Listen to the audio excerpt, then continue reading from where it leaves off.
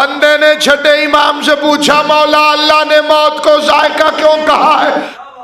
कुल्लु नफ्सिन जायकातुल मौत, हर नफ्स मौत का जायका चखेगा।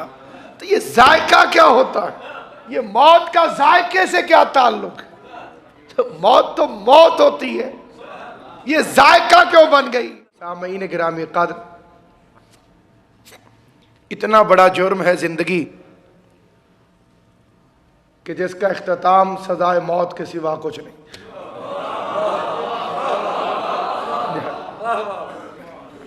है तो इंसान को चाहिए कि ख्याल क़ज़ा रहे, इंसान को चाहिए कि ख्याल क़ज़ा रहे। हम क्या रहेंगे जब न रसूल खुदा रहे? और खुदाबंद सुखन मीर अनीस अलैहिर्रहमा ने बड़े खूबसूरत पैराए में इरशाद फरमाया है साहब कि आलम में थे जो फैज़ के दरिया वो कहाँ हैं?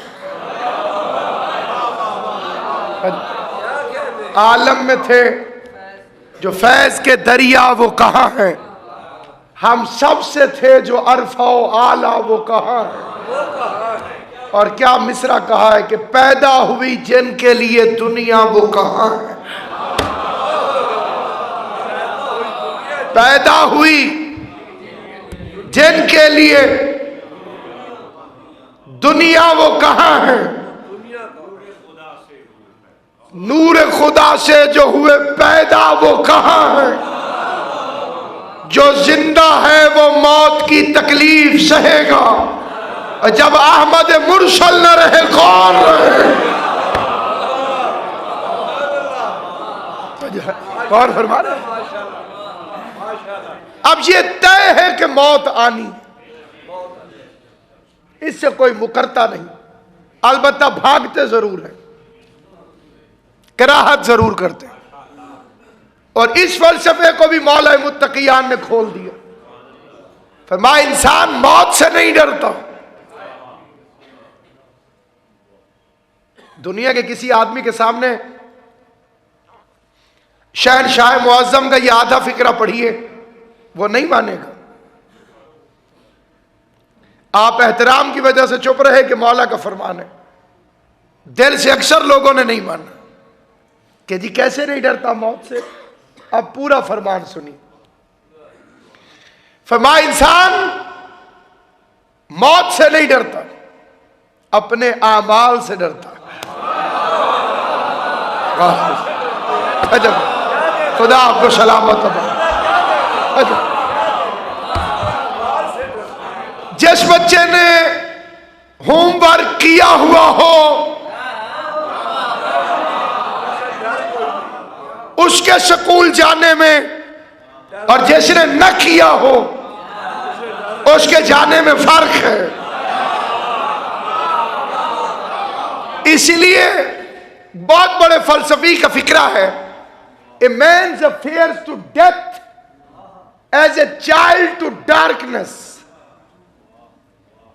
मौत अंधेरे में एक छलांग है। इंसान मौत से ऐसे डरता है जैसे बच्चा अंधेरे में जाने से। एक फिक्रा इस रूहानी इज्तिमा में अर्ज कर दूं, उसने सही कहा कि जैसे अंधेरे में जाने से बच्चा डरता है, वही रुकावट आती है नफ्स के अंदर मौत को कबूल करते हुए। लेकिन अगर वो होता तो एक फिक्रा मैं उससे जरूर कहता कि कभी उस अंधेरे में उस बच्चे का कोई अपना खड़ा कर दो। सलामत आबाद से, और वो अपना उसे आवाज दे दे कि आ जाओ, तो सारा डर खत्म हो जाएगा कि नहीं। अब पता चला कि अली वाले मौत से क्यों नहीं डरते, कि मौत के अंधेरे से अली फरमा रहे होते आ जा, मैं तुझसे पहले आया।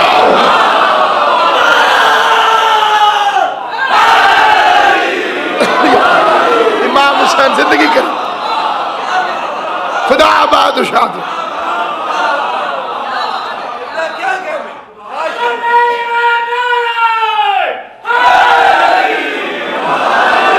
कुछ ऐसे लोगों को जो हमारे हैं नहीं, बनते हैं, एतराज है कि साहब एक अली हर जगह कैसे पहुंच जाते।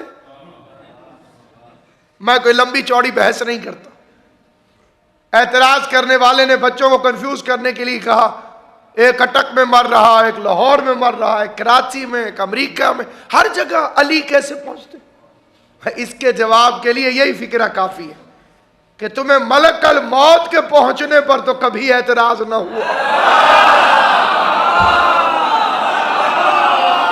नौकरों को मान लेते हो, मालिकों को नहीं मानते।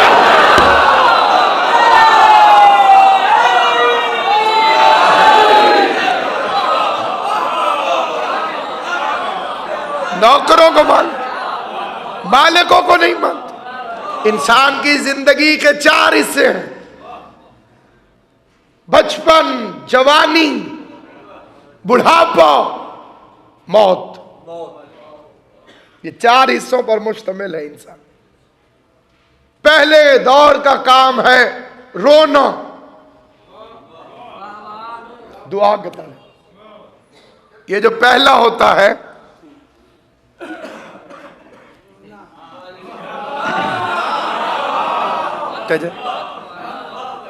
इसका काम है रोना।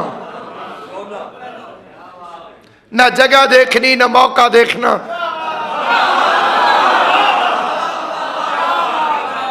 जहां दिल किया रो पड़े।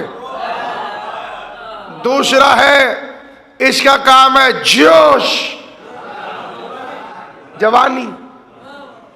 आसान लफ्जों में अगर कहूं तो ऐसा होगा कि जवानी वो मरहला है जब जिंदगी की गाड़ी में अक्ल के ब्रेक नहीं होते, जब नसीहतें अच्छी नहीं लगती, तो इसमें जोश, जज्बा, दुर्रा, भागना। और किसी में हमारा एतराज नहीं है, सिलसिला चल ही ऐसे रहा है, क्या किया जाए। एक बंदे ने मुझे कहा, जी ये आप 3 पे बड़े फिक्रे कसते हैं मजलिसों में। मैंने कहा मेरा कसूर है? आप अंग्रेजों की कुश्ती देख लीजिए टेलीविजन पर, या वैसे देख लीजिए अखाड़े के अंदर पहलवानों की। हारने वाले के लिए 3 दफा नीचे, जीतने वाले के लिए 1 दफा ऊपर।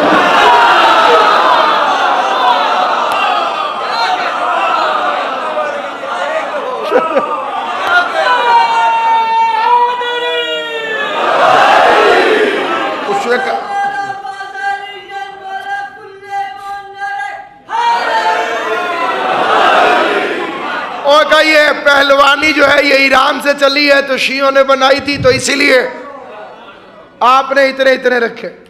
तो मैंने कहा क्रिकेट तो शियों ने नहीं बनाई थी, उसमें भी 11 मैदान में होते हैं, 12वां बाहर बैठा होता। और 11 की मिलजुल के कोशिश होती है कि 3 गिर जाएं।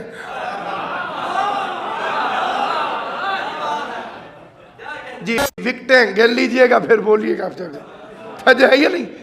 तीसरा बुढ़ापा, इसमें लालच बहुत आ जाती, जमा करने का शौक, ये भी जमा कर लूं, वो भी जमा कर लूं, ये तीसरे का काम। लेकिन हाफिजा साथ नहीं देता। जहां टोपी रखी थी वहां ऐनक ढूंढ रहे हैं। इसीलिए तीसरा जमा कर लेता है, तरतीब भूल जाता है।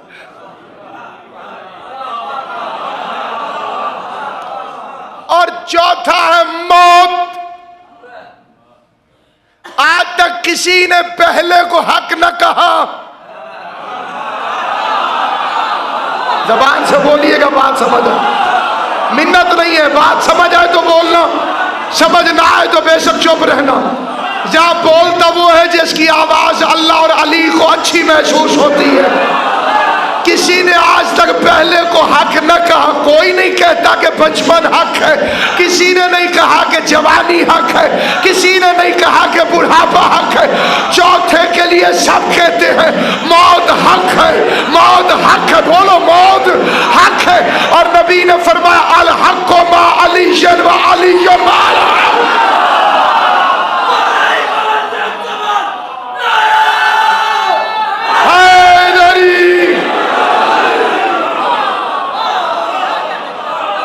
हक है। इधर मौत आती है, इधर अली आते हैं, क्योंकि जहां हक है वहां अली है। गौर है या नहीं? अभी कई चेहरों को मैं मुतमईन नहीं पाता। मेरा काम मनवाना नहीं।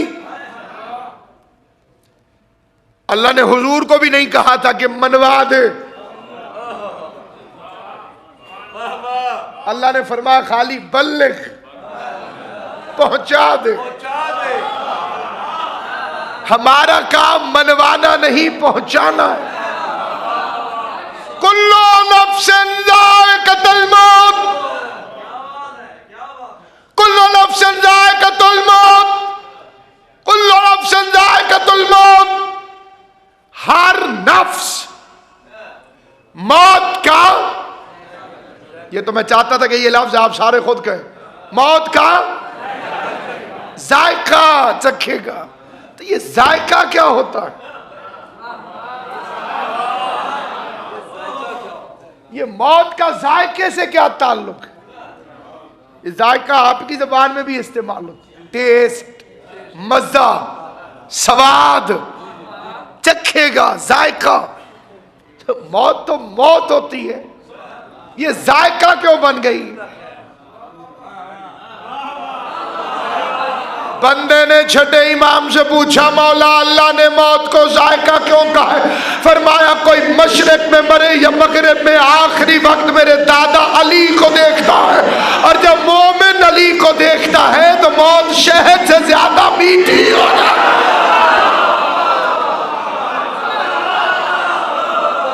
और जब मुनाफिक अली को देखता है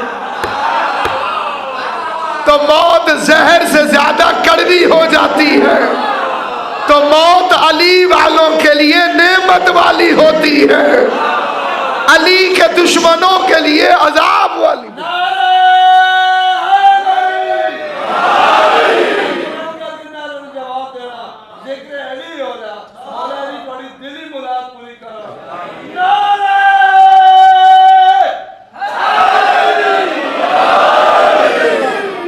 मोहम्मद आपको सलामत रखे, जनाब सैयद कौनैन आपको आबाद शाद रखे। सामईन गिरामी कद्र, कायनात आदम आलम में कोई शख्स नहीं यसअलूनका अनिर रूह, आपसे पूछते हैं कि रूह क्या। मैं किबला काबा की मौजूदगी में सबक सुनता, रूह मिन अम्र रब्बी। इसके तर्जमे के साथ बड़ी ज्यादती हुई। मेरे जैसे सादा मौलवियों ने ठक करके तर्जमा किया, कह दे रूह मेरे अल्लाह का अम्र। नहीं, मिन अम्र रब्बी, मुकम्मल आमर नहीं, आमर में से। अगले फिक्रे पर कोई मिन्नत नहीं, कोई समाजत नहीं। जिसका दिल करे अकीदा साथ दे तो बोलना, और अकीदा साथ न दे तो न खुद को धोखा देना न मुझे चुप रहना। इसलिए मुत्तफिक है उलमाए कराम कि रूह को मौत नहीं आती। भाई ये जो रूह है ना, रूह ये मरती नहीं है। पूछा क्यों नहीं मरती? कहा अल्लाह का अम्र है। तो तुम्हें गैरत है कि नहीं? जब अम्र को मौत नहीं आ सकती तो अली जैसे उलुल अम्र को मौत कैसे आ?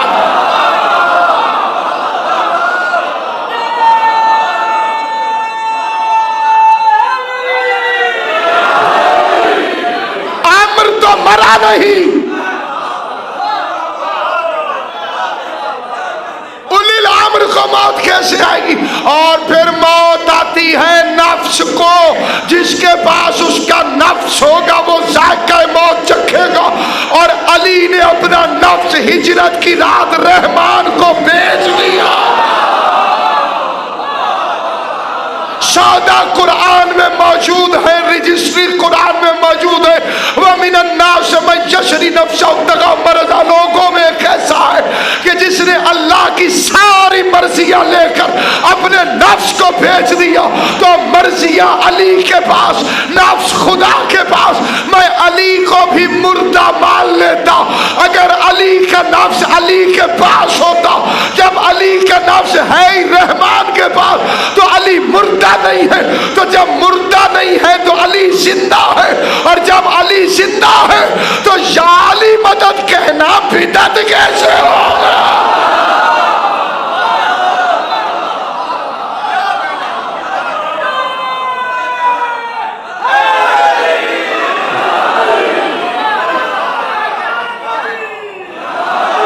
कब तक मुनाफिकत वाली दोहरी पॉलिसी चलेगी? हम रोए कहा, जिंदा को रोते हैं।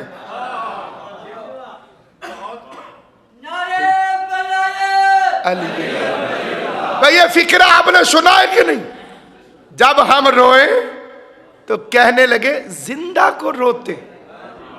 हमने कहा या अली मदद, कहने लगे मुर्दा से मदद मांगते।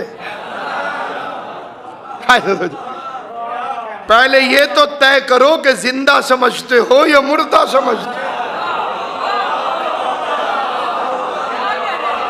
सारी तवज्जो है। ये मुबल्लिग आजम मौलाना मोहम्मद इस्माइल रहमतुल्लाह अलैह वो सियालकोट में गए तो एक बच्चा आकर मिला, किबला ये शहीद का बेटा। वो शहीद का बेटा मिला, फौजी का बेटा था, मिला। किबला ने उसे 20 रुपए दिए, बेटे ये अपनी मां को दे देना। उसने कहा अम्मी गई, किधर गई? और मोहल्ले वालों ने कहा हमने उसकी दूसरी जगह शादी कर दी। इस्माइल साहब ने कहा बेवकूफ हो, तुम तो कहते हो शहीद जिंदा होता। समझ नहीं है मेरी बात? ये जिंदा की बीवी को आगे कैसे शादी कर दी तुमने? तवज्जो है? उन्होंने कहा नहीं जी नहीं, वो और तरह जिंदा है। तो इस्माइल साहब ने फरमाया मैदान का शहीद समझ में आ गया, सैयद शुहदा समझ में नहीं आया। समझने पे आओ तो शहीद को समझ जाओ, न समझने पे आओ तो सैयद शुहदा को न समझो। तो रूह क्या है? आम्र में से। और आम्र का मालिक कौन है? उलिल आम्र। तो ये तो कोई पटवारी साहब भी बैठे हो तो उनसे भी पूछ लो। जब तक मालिक मौके पर मौजूद न हो इंतकाल नहीं हो सकता। ये बात समझ आई होगी? सुना ना सुना पर जब तक मालिक मौके पर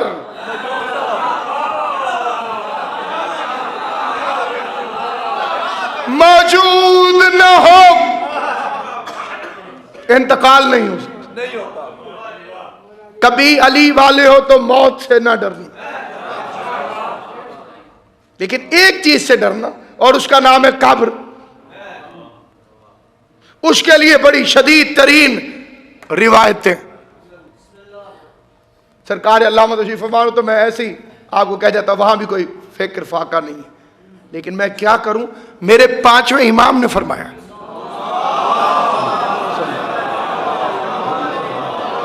देखिए कुछ गुनाह तो ऐसे हैं कि खुदा चाहेगा तो माफ कर देगा,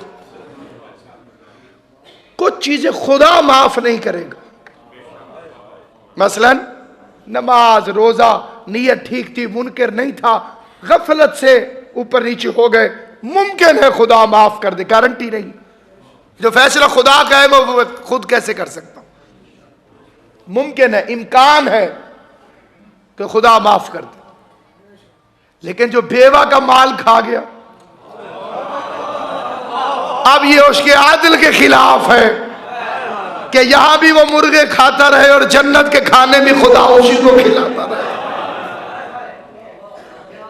कोई यतीम का हक खा गया, किसी ने अपने भाई के साथ लड़ाई रखी, क्योंकि लोग दोस्तों पे तो जान छिड़कते हैं और भाई से बोलचाल नहीं होती। ये वो जंगली दौर है जिसमें मैं और आप रहते, जंगली दौर जिसे कहते ग्लोबल हट, ग्लोबल विलेज बन गया। हम एक गांव में हैं, हमें अमेरिका की खबरें सेकंड्स में पता चल जाती।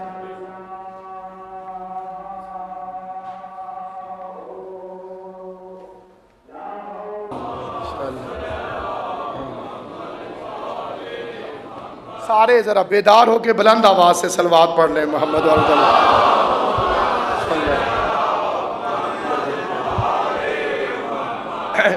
ये माली लिहाज से मेरा आज कोई ज़िंदगी का सबसे बड़ा नुकसान हो गया है।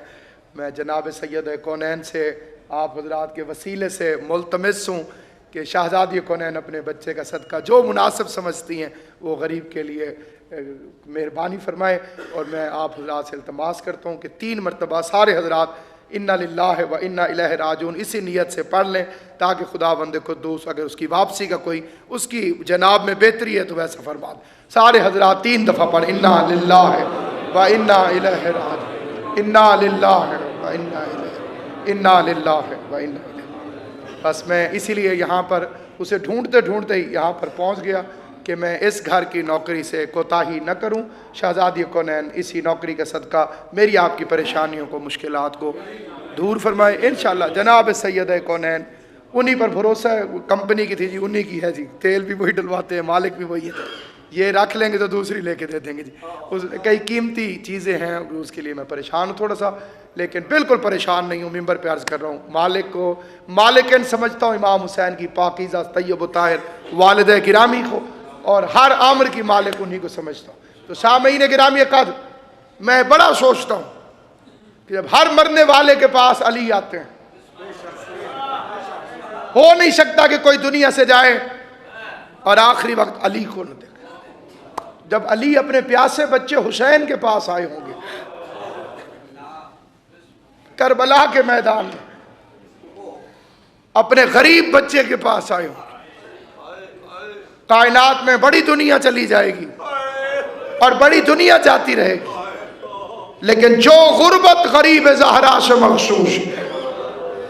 इसीलिए इमाम रिजा ने फरमाया इब्ने शबीब अगर कभी तेरा रोने को जी चाहे तो मेरे जद्दे गरीब हुसैन को रोना कि मेरे दादा हुसैन को रुला रुला के ज़िबा किया गया।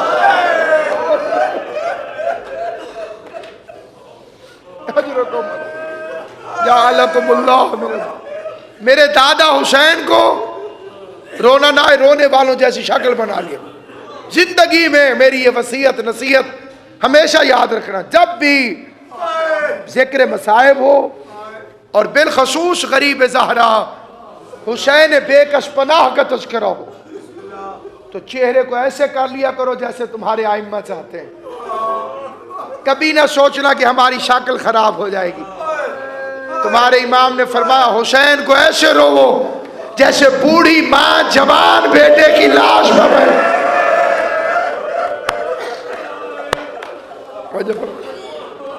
जिसकी कोई आस न रही हो, जिसकी कोई उम्मीद न रही हो, उस तरह गरीब को रोया कर। और फिर इमाम फरमाते हैं क़यामत वाले दिन हर आंख रोएगी, हर आंख। फरमाया बस वो नहीं रोएगा जो दुनिया में कभी हुसैन को रोए।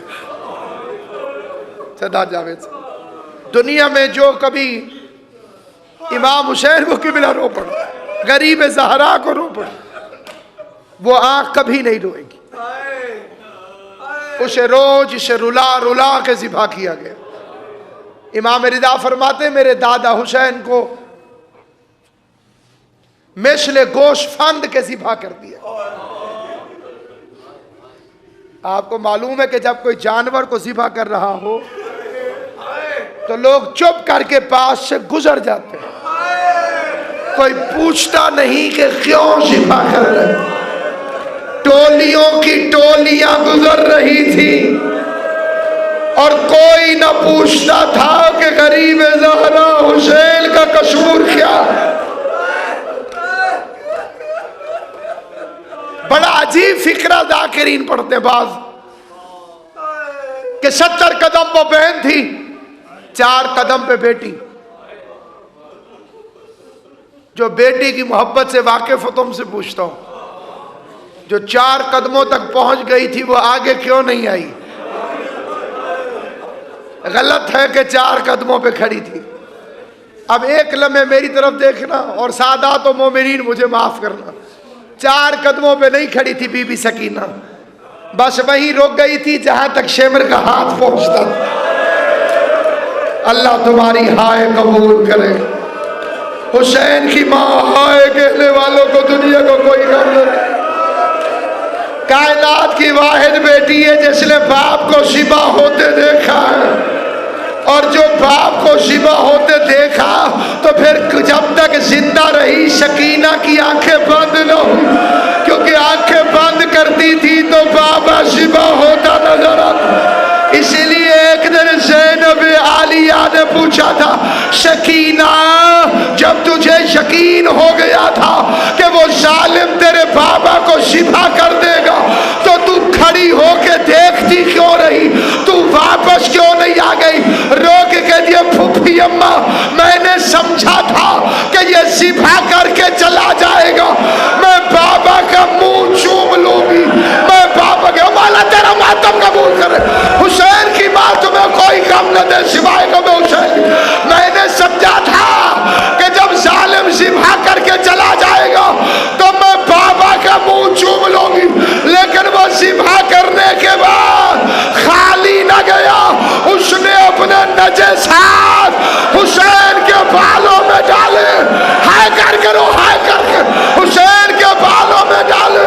गरीब का सर लेके चला, आगे आगे शेमर चला, पीछे पीछे नन्ही शकीना हाथों को जोड़े हुए रो रो के सरदार साहब फिक्रा ये कहती थी, तू ना उठा मेरी झोली में डाल दे, तुझे उठाना नहीं आता, और मैं इस गरीब की बेटी हूँ, इसकी 5 बहनें 70 कदम पे खड़ी होकर